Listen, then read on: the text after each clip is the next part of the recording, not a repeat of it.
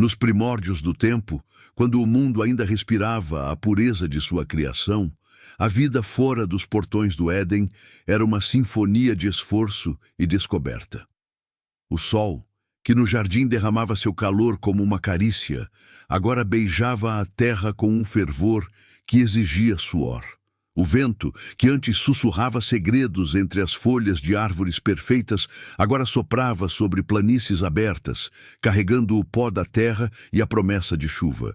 Foi neste mundo novo, um mundo de trabalho e esperança, que os primeiros filhos nasceram da humanidade. Caim, o primogênito, era um homem forjado na própria terra que cultivava. Seus braços eram fortes como os galhos das árvores que ele mesmo plantara. Suas mãos, grossas e calejadas, conheciam a linguagem das sementes, a textura do solo e a promessa contida em cada broto. Desde menino, ele sentia uma conexão visceral com o chão sob seus pés. A terra não era apenas seu sustento, era seu espelho, seu desafio, sua confidente. Ele via seu trabalho como uma batalha nobre. Cada colheita era uma vitória conquistada com o suor de sua testa, uma prova de sua força e de sua perseverança contra a teimosia de um solo que, segundo as histórias sussurradas por seus pais, Adão e Eva, ainda guardava a memória de uma antiga maldição. Ele amava o cheiro da terra úmida antes do amanhecer, o peso dos grãos maduros em suas mãos, a visão de um campo que, por sua vontade e esforço, transformava-se de um marrom estéril em um verdejante tapete de vida. Havia um orgulho feroz em Caim, um sentimento de que ele era o mestre de seu próprio destino, o arquiteto de sua própria prosperidade. Ele olhava para suas plantações e via não apenas comida, mas o reflexo de sua própria identidade. Um homem que domava a natureza e a fazia servir a seus propósitos. Seu irmão mais novo, Abel, era o oposto em quase tudo. Onde Caim era terra, Abel era céu. Seus ombros não carregavam a tensão do arado, mas a leveza de quem caminha entre seres vivos. Era pastor de ovelhas, e seu domínio não era o da força, mas o da paciência e do cuidado. Seus dias eram passados sob o vasto azul, guiando seu rebanho para pastos verdejantes e fontes de água clara. Ele conhecia cada uma de suas ovelhas pelo nome, entendia seus balidos, sentia suas dores e celebrava seus nascimentos. Enquanto Caim lutava contra a terra, Abel dialogava com a vida. Ele não via o mundo como um desafio a ser vencido, mas como um presente a ser recebido. Encontrava alegria no balido de um cordeiro recém-nascido, na lealdade silenciosa de seus cães pastores, na forma como as nuvens desenhavam histórias no céu. Sua fé era simples, direta, como a grama que crescia sem esforço. Ele via a mão do Criador em cada folha, em cada animal, em cada gota de orvalho. Sua alma era serena, um reflexo das águas tranquilas para as quais guiava seu rebanho. Adão e Eva, seus pais, observavam os dois filhos com um amor profundo, mas tingido por uma melancolia incurável. Em seus olhos, a memória do jardim perdido era uma sombra constante. Eles amavam Caim por sua força, um eco da resiliência que eles mesmos precisaram aprender. E amavam Abel por sua pureza, uma lembrança dolorosa da inocência que haviam deixado para trás. Eles contavam histórias do Éden, não com orgulho, mas com a voz embargada de quem narra um sonho desfeito. Falavam da comunhão com Deus, da ausência de dor, da abundância sem esforço. E em cada história havia um aviso implícito, uma lição gravada em sua própria carne. A de que a desobediência e a dúvida eram sementes que, uma vez plantadas, geravam frutos de amargura por gerações. Os irmãos, embora diferentes, partilhavam um laço de sangue e de rotina. Cresceram juntos, brincaram nos mesmos riachos, dormiram sob o mesmo teto de peles e madeira. Caim, com sua natureza protetora de irmão mais velho, muitas vezes compartilhava os frutos de sua colheita com Abel. E Abel, com seu coração generoso, oferecia a lã mais macia para proteger Caim do frio da noite. Havia amor, mas sob a superfície desse amor As diferenças de suas naturezas começavam a cavar pequenos sulcos, quase invisíveis, de incompreensão. Caim, por vezes, via a serenidade de Abel como uma forma de ingenuidade, uma falta de apreciação pelo esforço brutal que o mundo real exigia. "Você não entende, Abel", dizia ele, limpando o suor da testa. "A vida não é uma canção, é uma batalha. Cada grão que eu colho é uma gota do meu sangue derramada nesta terra." Abel, por sua vez, olhava para a constante luta de Caim e via uma falta de confiança, uma incapacidade de simplesmente aceitar a benevolência do Criador. "Mas por que lutar tanto, meu irmão?", respondia ele com suavidade. "O mesmo Deus que faz a grama crescer para minhas ovelhas é o que permite que suas sementes germinem. A força não está em nossos braços, mas em nossa fé." Essas conversas eram como rios que corriam em paralelo, sempre próximos, mas nunca se encontrando verdadeiramente. E foi nesse cenário de amor e sutil dissonância que a ideia de fazer uma oferta a Deus surgiu. Não foi um mandamento, mas um desejo que brotou em seus corações. Um desejo de agradecer, de se conectar com o Criador, de quem seus pais falavam com tanto temor e saudade. Era uma forma de materializar sua devoção, de mostrar o valor de suas vidas e de seu trabalho. Caim foi o primeiro a se entusiasmar com a ideia. Para ele, era a oportunidade perfeita para demonstrar o poder de seu trabalho.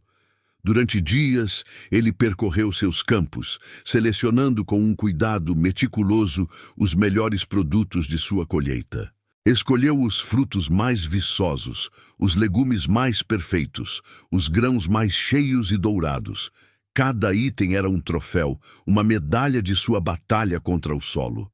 Ao preparar seu altar de pedras, seu coração se enchia de orgulho.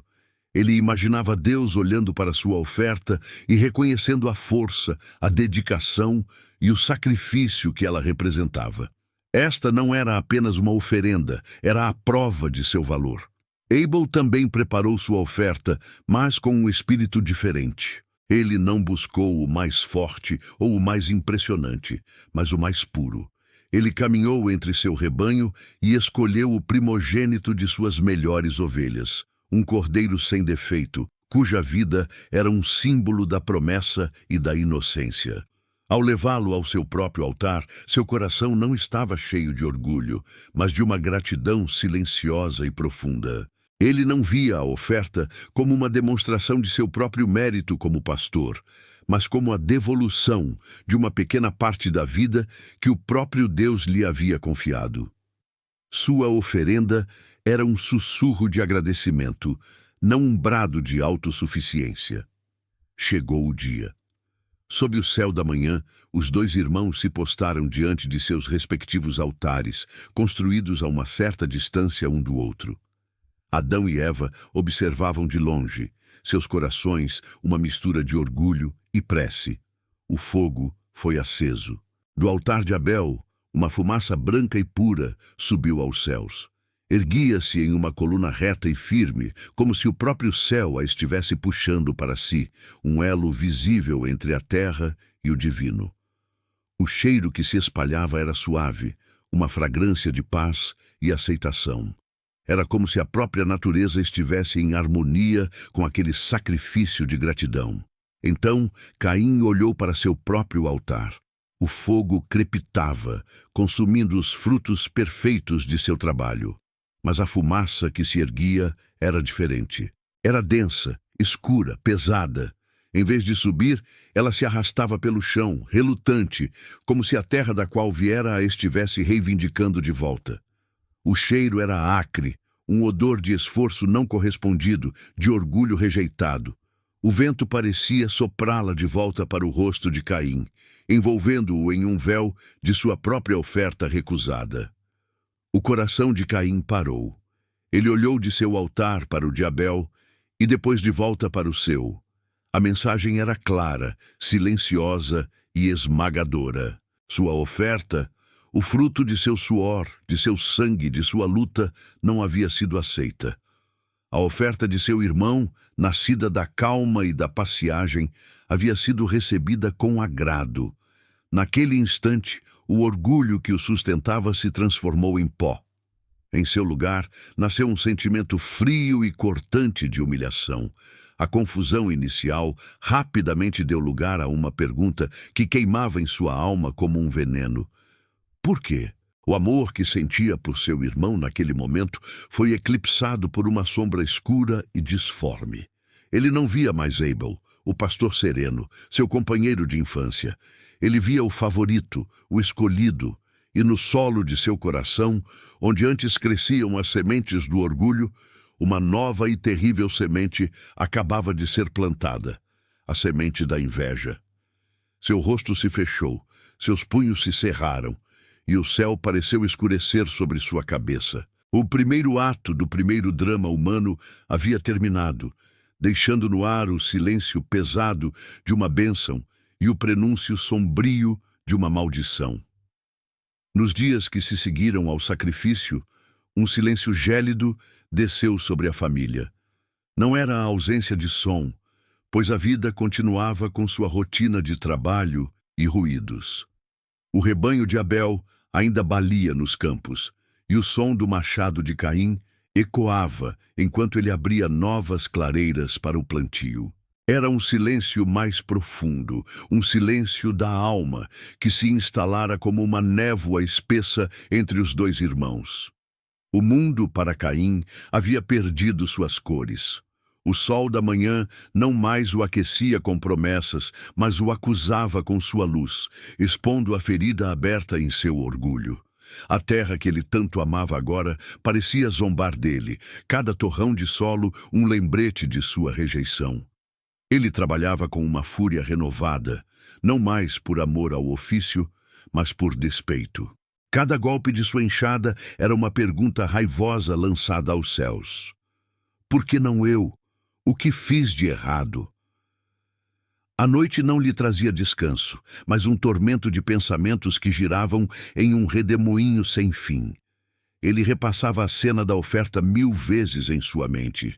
Via a fumaça de Abel subindo, límpida e aceita, e a sua própria, rastejante e desprezada. A imagem o queimava por dentro, alimentando uma chama escura de ressentimento que crescia a cada dia. Ele começou a observar Abel com um novo olhar, um olhar envenenado pela inveja. Via a facilidade com que seu irmão conduzia o rebanho, a paz em seu semblante, o sorriso tranquilo que parecia permanentemente gravado em seus lábios. E cada gesto de Abel, antes visto como parte de sua natureza gentil, agora parecia a Caim uma provocação, uma exibição arrogante de seu status de favorito. A inocência de Abel tornara-se para Caim a mais cruel das ofensas. Abel, em sua pureza de coração, sentia a distância do irmão, mas não compreendia sua origem. O muro de silêncio que Caim erguera era impenetrável. «Irmão, o que te aflige?» perguntava Abel, aproximando-se com a mesma afeição de sempre. «Seu rosto está sombrio e seu coração pesado. Compartilhe comigo seu fardo». Mas as palavras de Abel, proferidas com amor, eram como óleo jogado ao fogo da inveja de Caim. «Deixe-me em paz», rosnava Caim, virando-lhe as costas. «Você não entenderia. O mundo não lhe exige nada. Tudo vem a você como uma canção suave. Você não conhece o gosto do suor e da rejeição». Cada tentativa de aproximação de Abel era rechaçada com uma hostilidade crescente, e o jovem pastor, confuso e magoado, começou a se afastar, deixando Caim marinar em sua própria amargura. Adão e Eva, com a sabedoria nascida da dor, percebiam a escuridão que se avolumava no coração de seu primogênito. O semblante caído de Caim era um espelho sombrio do semblante que eles mesmos tiveram ao serem expulsos do paraíso. O medo os corroía. A serpente que os enganara no jardim parecia ter deixado seu veneno para trás, um veneno que agora fluía nas veias de seu próprio filho. Eles tentaram conversar, aconselhar, mas Caim estava surdo a qualquer palavra de consolo ou sabedoria. Ele se sentia a vítima, o injustiçado, e em sua autocomiseração não havia espaço para a razão. Foi em uma dessas tardes, quando a raiva de Caim parecia ter atingido seu ápice, que uma voz o alcançou. Não era a voz de seus pais, nem a de seu irmão. Era uma voz que ressoava não em seus ouvidos, mas no âmago de sua alma. Uma presença que era ao mesmo tempo imensa e íntima. Caim, por que se enfureceu? E por que o seu rosto está abatido? A pergunta divina não era uma acusação, mas um convite à reflexão, uma oportunidade para que ele examinasse as próprias feridas. Caim, no entanto, ouviu-a como um julgamento. Ele permaneceu em silêncio, o coração endurecido como a pedra. A voz continuou, não com ira, mas com a clareza de uma verdade universal. Se você fizer o bem, não será aceito? Mas se não o fizer, saiba que o pecado jaz à sua porta, espreitando. O desejo dele é contra você, mas a você cumpre dominá-lo. Aquelas palavras eram uma encruzilhada. Um mapa lhe fora oferecido, mostrando dois caminhos. Um era o do domínio próprio, da superação da inveja, da escolha consciente pelo bem, que o levaria de volta à aceitação.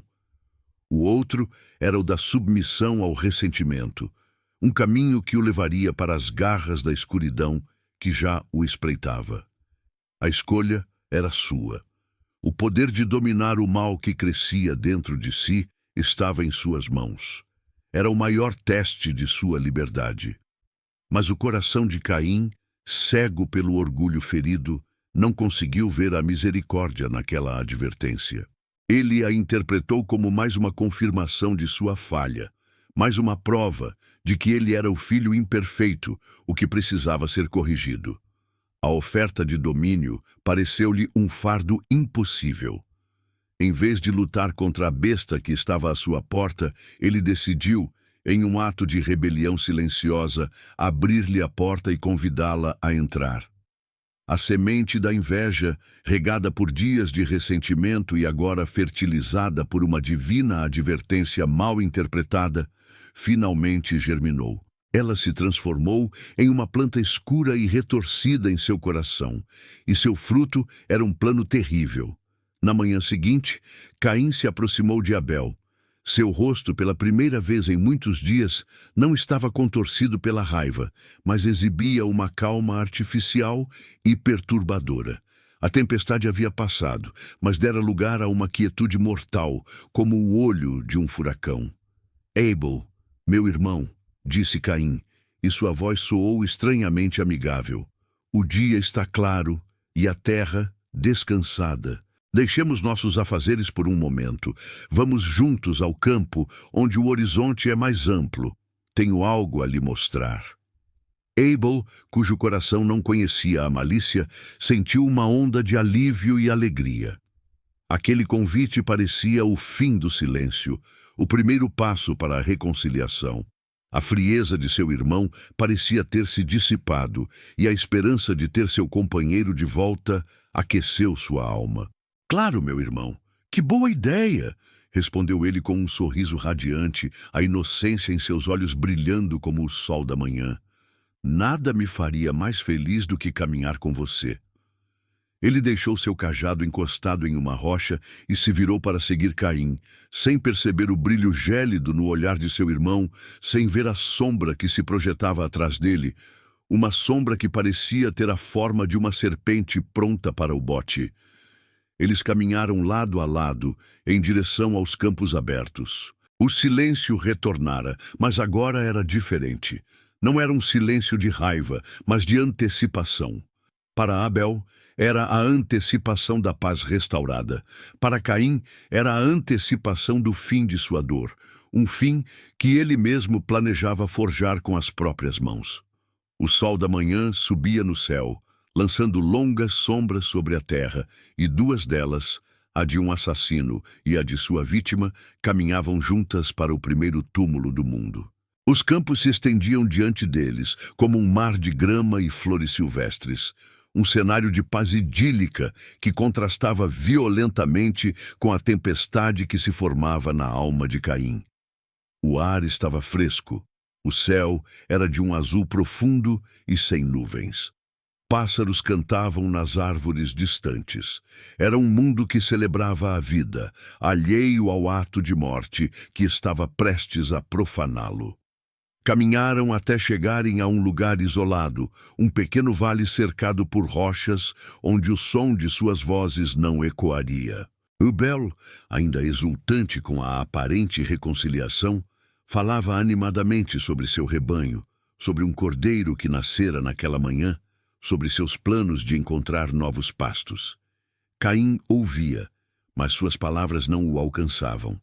Ele apenas assentia, os olhos varrendo o local, procurando o ponto perfeito, o momento exato.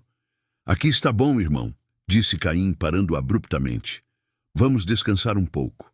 Sentaram-se sobre a grama macia. Por um momento a beleza do lugar pareceu hesitar a mão de Caim. Ele olhou para o rosto de Abel, iluminado pelo sol, e viu o menino com quem dividira a infância, o irmão que amara. Uma memória fugaz de risadas e brincadeiras passou por sua mente, um fantasma de um tempo mais puro. Mas então, Abel virou-se para ele, o sorriso ainda em seus lábios, e a inveja, a besta que agora habitava o coração de Caim, rugiu mais alto. Naquele sorriso, Caim não viu amor, mas o triunfo do favorito, a condescendência do aceito. Por que você, Abel? A pergunta escapou dos lábios de Caim, um sussurro carregado de todo o veneno que ele acumulara. Abel piscou, confuso. O que quer dizer, Caim? Por que a sua oferta? Por que sempre você? Eu trabalho, eu luto, eu sangro sobre esta terra, e você? Você apenas passeia e canta para suas ovelhas. Por que Deus o favorece? A calma artificial se desfez, revelando a face crua e feia de seu ressentimento. O sorriso de Abel desapareceu, substituído por uma expressão de profunda tristeza e compreensão. Oh, meu irmão, não é sobre mim ou você. Não é sobre o nosso trabalho. É sobre o coração. Eu apenas dei o que recebi, com gratidão. Você ofereceu o fruto de sua força, como se o poder fosse seu. O erro não está em seu trabalho, Caim, mas em seu orgulho.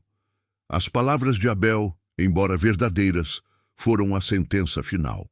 Para Caim, aquilo soou como a mais suprema arrogância, um sermão vindo daquele que nunca conhecera a dúvida ou a rejeição. A besta dentro dele, o pecado que jazia à sua porta, finalmente o dominou. Em um instante, a razão se apagou, e apenas a fúria permaneceu. Ele se levantou. O que se seguiu foi um borrão de movimento e violência, a surpresa nos olhos de Abel, a traição que o feriu mais do que qualquer golpe físico, o som surdo, o silêncio repentino. E então, nada. O mundo pareceu prender a respiração. Os pássaros se calaram, o vento cessou. Apenas o som do sangue de Abel, gotejando e sendo absorvido pela terra sedenta, quebrava a quietude sepulcral. Caim ficou parado, o peito arfando, a arma do crime caindo de sua mão trêmula.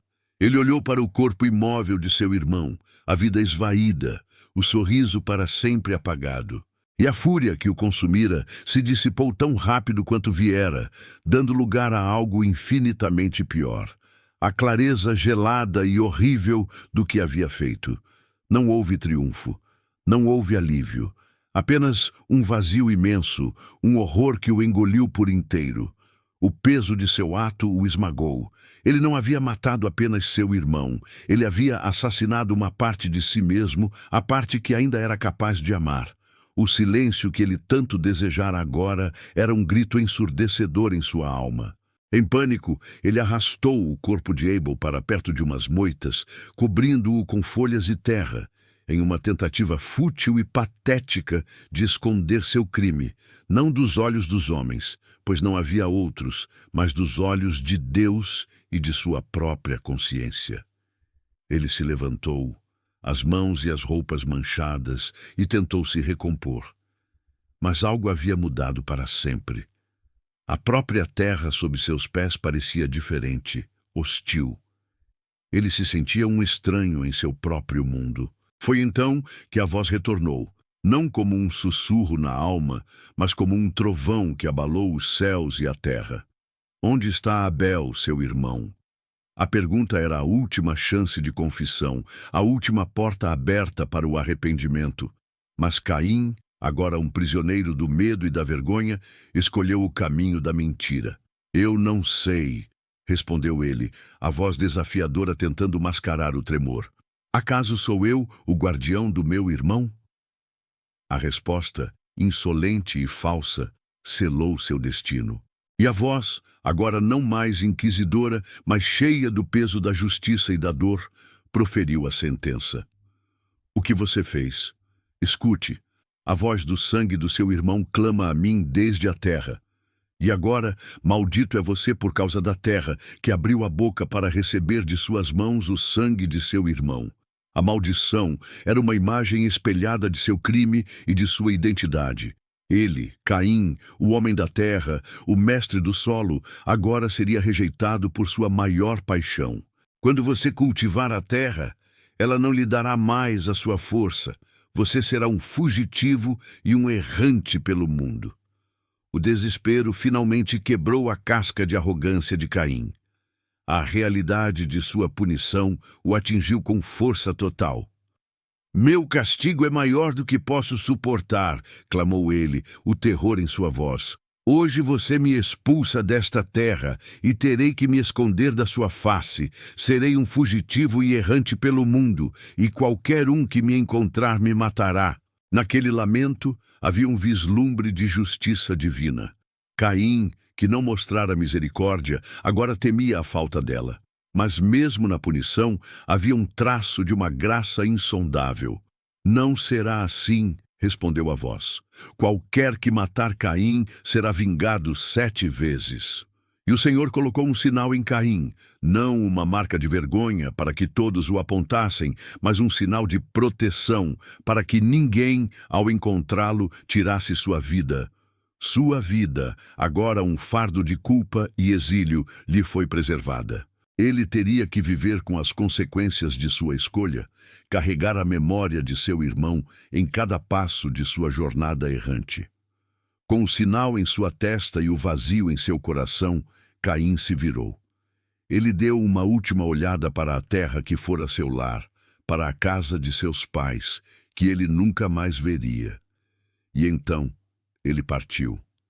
Deu as costas para o lugar do seu nascimento e do seu pecado e caminhou para o leste, para a terra de Nod, a terra do errante. Ele era agora uma figura solitária em um mundo vasto, o primeiro assassino, o primeiro exilado, carregando não apenas o peso de seu crime, mas o peso de uma vida que ele teria que suportar até o fim.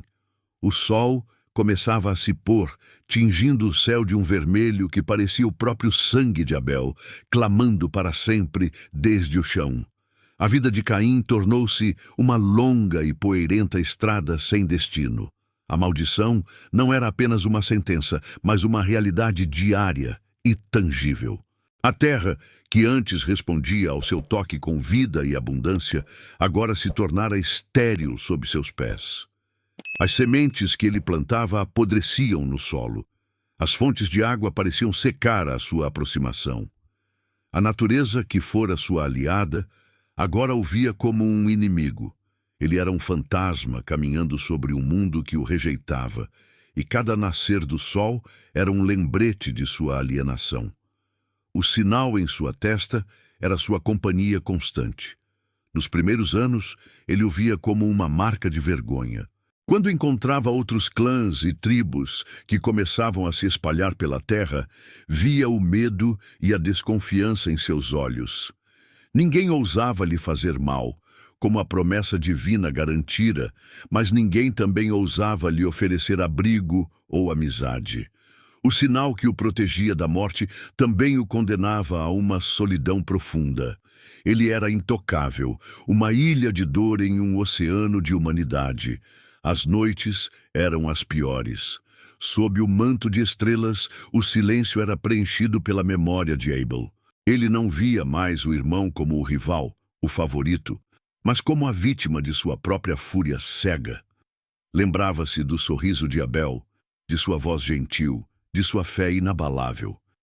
E em cada lembrança, a culpa o feria com a precisão de uma faca afiada. O grito silencioso da terra ecoava em sua alma, um lamento perpétuo pelo sangue inocente que ela fora forçada a beber.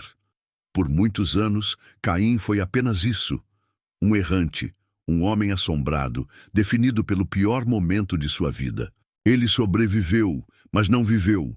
Seu coração era um deserto tão árido quanto as terras que atravessava. Contudo, o tempo, que para alguns é um ladrão, para outros pode ser um professor.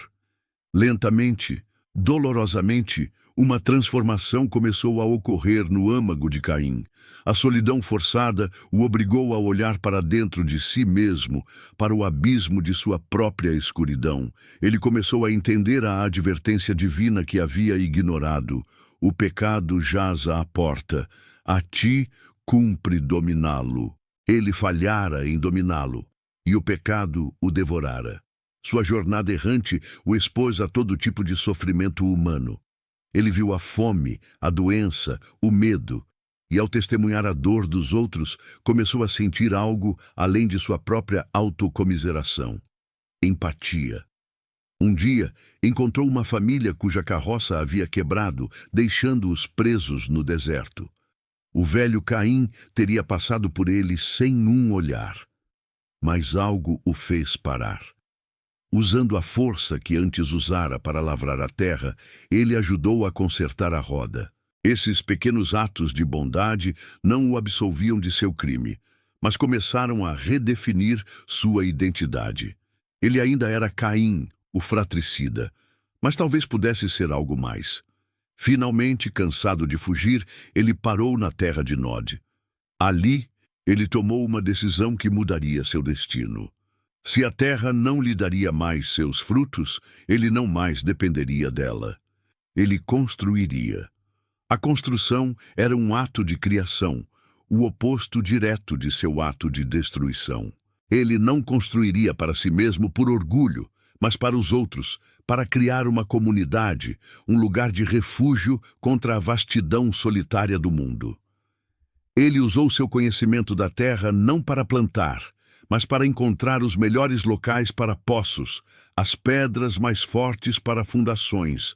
Outros errantes e párias, atraídos por sua força e pela promessa de segurança, juntaram-se a ele. Caim, o exilado, tornou-se, ironicamente, um fundador. Ele encontrou uma esposa, uma mulher que viu além do sinal em sua testa e enxergou a dor e a sabedoria em seus olhos. E teve um filho. Ele o chamou de Enoque, que significa dedicado ou iniciado. Naquele nome estava toda a sua esperança. Seu filho não seria um errante, mas o começo de algo novo, uma vida dedicada a construir, não a destruir. A cidade que eles ergueram foi a primeira do mundo. Era um lugar de muros, sim, mas muros que ofereciam proteção, não isolamento. Caim ensinou a seus filhos e netos não a história de seu crime, mas as lições que aprendera com ele. Ele falou sobre o veneno da inveja, que transforma o amor em ódio. Falou sobre a importância da escolha, sobre como em cada coração há uma porta onde o pecado espreita, e que a maior batalha de um homem é a de se tornar o guardião de sua própria alma. Ele se tornou, finalmente, o guardião que negara ser.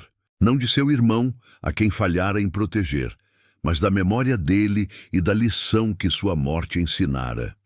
Numa noite, já um homem velho, de cabelos brancos como a lã das ovelhas de Abel, Caim subiu a uma colina e olhou para a cidade que ajudara a criar.